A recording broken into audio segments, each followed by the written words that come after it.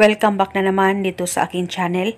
Panibagong araw, panibagong video na naman tayo ngayon. May ibabahagi na naman ako sa inyo ngayon na ritual. Ito'y simpleng gabay at simpleng pamamaraan at ito ay makakatulong sa inyo. At kung bago sa channel ko, ay huwag niyo pong kalimutang mag-subscribe at pindutin ang notification bell para palagi kayong updated sa mga bago kong videos.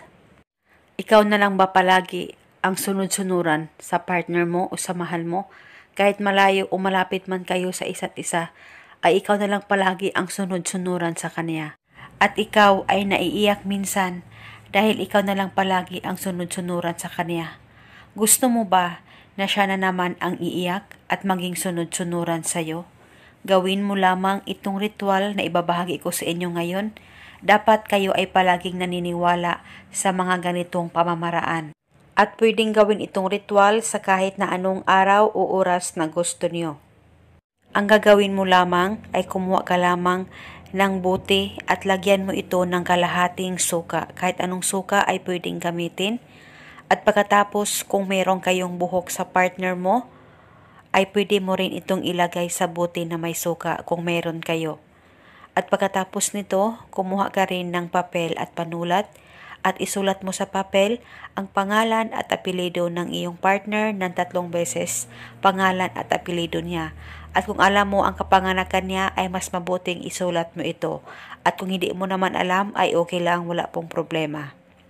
At pagkatapos mo nang masulat ito, ay tupiin mo itong papel kahit ilang tupi at ilagay ito sa bote na may suka at buhok ng partner mo.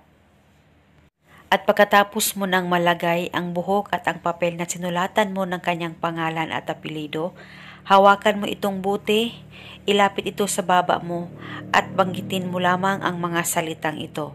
Pangalan at apelyido, ikaw na naman ang iiyak at maging sunod-sunuran sa akin. Banggitin mo lamang ito ng 3 beses. Dapat ikaw ay nakafocus at nakakonsentrate sa paggawa nito. At pagkatapos ay takpan mo na itong bote at alugin mo ito ng 3 alog. At pagkatapos ay itago mo na itong ritual sa safe na walang makakakita at makakaalam. At pwede nyo pag-ipunin lahat ng mga ritual na ginagawa niyo. At itago mo lamang itong ritual hanggang kailan mo gusto. At kung may katanungan po kayo, mag-comment lang po kayo sa baba. At ito muna sa ngayon. Maraming salamat po sa panunood. May God bless.